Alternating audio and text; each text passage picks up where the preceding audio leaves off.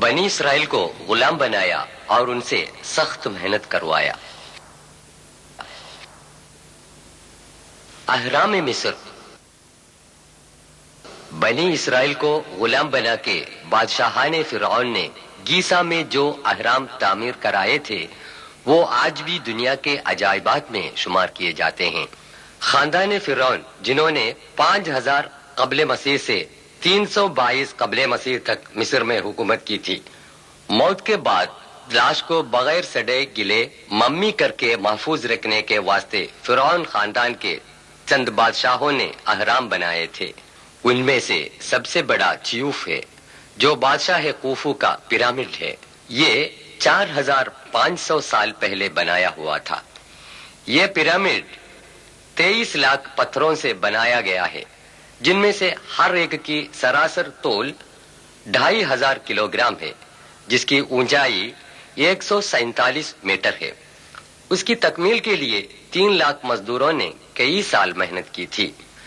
یہ اندازہ لگایا جا سکتا ہے کہ اس زمانے میں جبکہ کرائن بھی موجود نہ تھا، ان پتھروں کو اوپر تک پہنچانے میں مزدوروں نے کیسی مشقتیں اٹھائی ہوں گی۔ گیزا میں دوسرا پیرامڈ بادشاہ شیفون اور تیسرا میسرنس بادشاہ کے ہیں۔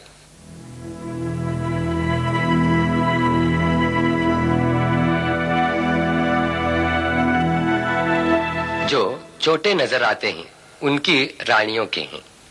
بادشاہان فرعون بنی اسرائیل کو بہت ستاتے تھے۔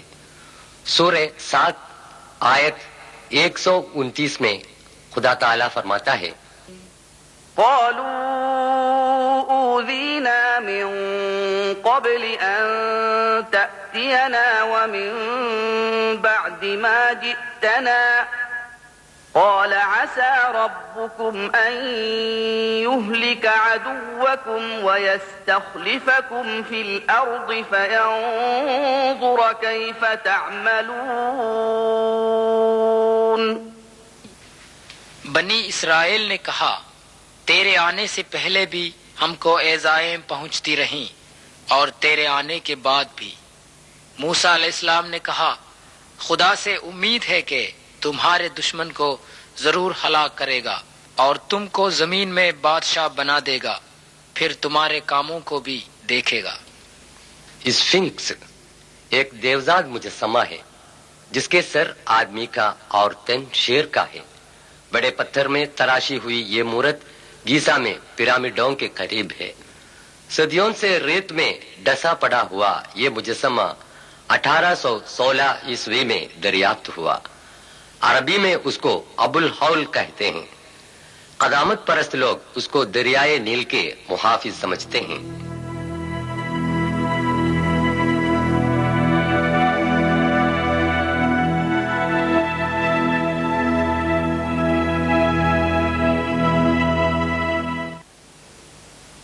فرعون۔ وہ چیزیں جو بادشاہان فرعون استعمال کرتے تھے آج مصر کے عجائب خانے میں محفوظ ہیں۔ زیورات، سونے کا پلنگ، سکے۔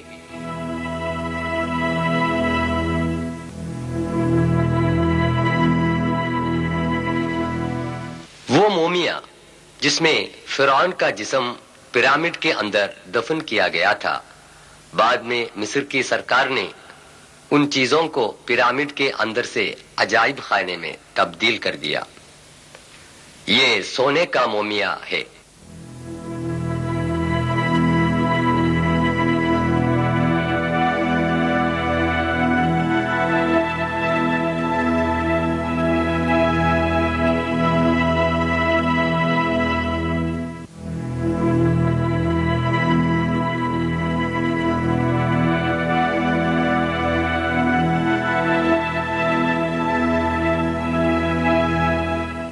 خدا تعالیٰ کے حکم کے مطابق موسیٰ علیہ السلام نے فیصلہ کیا کہ بنی اسرائیل کو فرعون کے ظلم و ستم سے بچائے۔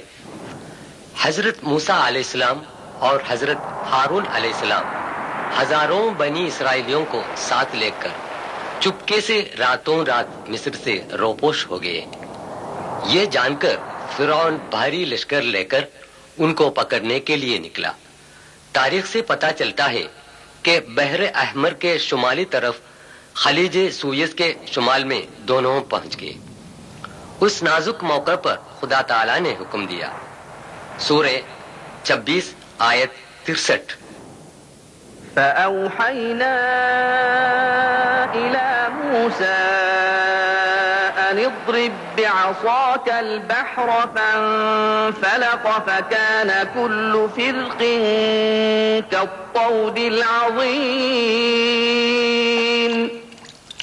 اپنی لکڑی اس دریا پر مار۔ یہ خلیج سوئز کا وہ حصہ ہے جو اس وقت پھٹ گیا تھا۔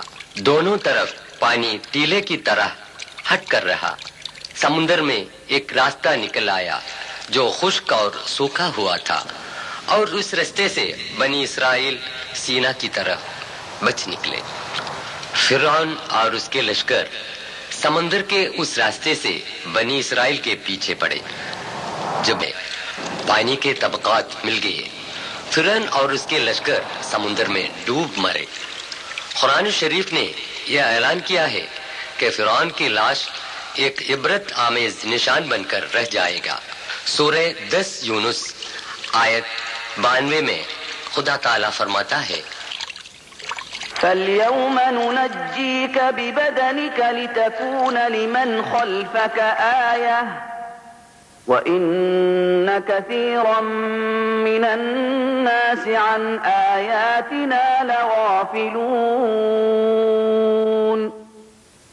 بس آج کے روز ہم تیرے جسم کو باہر پھینکیں گے تاکہ تو اپنے پچھلے لوگوں کے لیے نشان ہو، اور بہت سے لوگ ہماری نشانیوں سے غافل ہیں۔ قرآن کی تعلیم صحیح ثابت ہوئی۔ فرعون کی یہ لاش جو 1881 عیسوی کو بحر احمر سے ملی تھی، آج عجائب خانہ مصر کے رائل ممی ہال میں ایک شیشے کے صندوق میں حفاظت سے رکھی گئی ہے۔ اس کی لمبائی 202 سینٹی میٹر ہے۔ فرعون کی لاش جو 1235 قبل مسیح میں سمندر میں ڈوبی پڑی تھی، 3116 سال سمندر میں پڑے رہنے کے باوجود بغیر سڑے گلے محفوظ رہے۔ یہ واقعہ اس کا ثبوت ہے کہ قرآن شریف ایک الہامی کتاب ہے۔ اسی عجائب خانے کے دیگر بادشاہان فرعون کی لاشیں ینبام کر کے حفاظت سے رکھی ہوئی ممیاں ہیں۔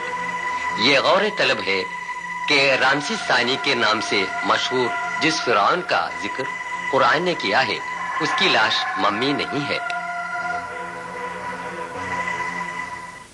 بنی اسرائیل عیون موسیٰ میں، یہ سینا کے وہ عیون موسیٰ ہے جہاں اسرائیل کے لوگ فرعون سے بچ کر حضرت موسیٰ اور حضرت ہارون کی سرداری میں رہتے تھے۔ لفظ عیون موسیٰ کے معنی ہیں موسیٰ کا چشمہ۔ بنی اسرائیل 12 قبیلوں میں بٹ گئے تھے۔ ہر ایک قبیلے کو پانی پینے کے لیے الگ الگ جگہ مقرر تھی تاکہ وہ لوگ اس بات پر جھگڑا نہ کریں۔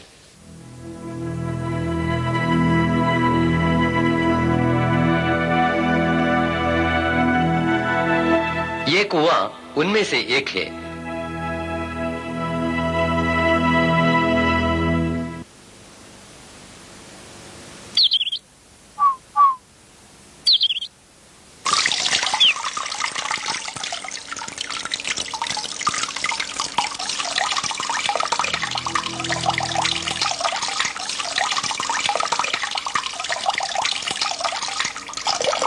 یہ ایک دوسرا چشمہ ہے جس کو بنی اسرائیل نے استعمال کیا تھا اور صحرائے سینا میں آج بھی قائم ہے۔ چشمے کی جگہ پر جو لوہے کی نلی کا کھنڈر دکھائی دے رہا ہے وہ بعد میں قائم کیا گیا تھا۔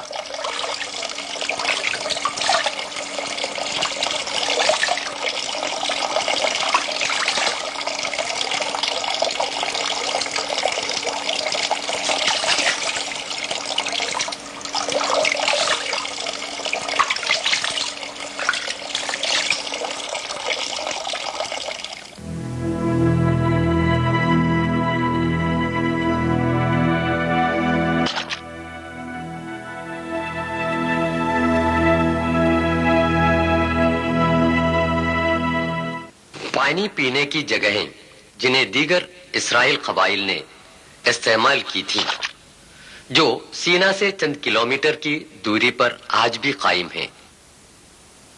ان میں سے ایک چشمہ جو سوکھ گیا ہے۔ بنی اسرائیل نے پھر سے سینا کی طرف رخ کیا۔ موسیٰ علیہ السلام نے ان کو وادی طوا کے قریب وادی راہا میں بسایا۔ وادی طوا میں موسیٰ علیہ السلام کی آمد یہ دوسری بار ہے۔ اس زمانے میں بنی اسرائیل کو پانی کی قلت محسوس ہوئی۔ ان لوگوں نے حضرت موسیٰ علیہ السلام سے شکایت کی۔ بعد کے واقعات خدا تعالی یوں بیان کرتا ہے۔ سورہ 7 اعراف آیت 160۔ وَقَطَّعْنَاهُمُ 12 أَسْبَاطًا أُمَمًا وَأَوْحَيْنَا، ہم نے ان کو 12 گروہ بنایا، اور جب موسیٰ کی قوم نے ان سے پانی طلب کیا تو ہم نے موسیٰ کو پیغام دیا کہ اپنی لکڑی پتھر پر مار، پس 12 چشمے ان میں سے بہہ نکلے۔